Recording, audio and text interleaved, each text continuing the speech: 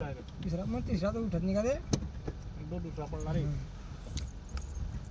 हा गधेचा बच्चा मोतच्या कुईवर नेत आहे. मला आज मोतचा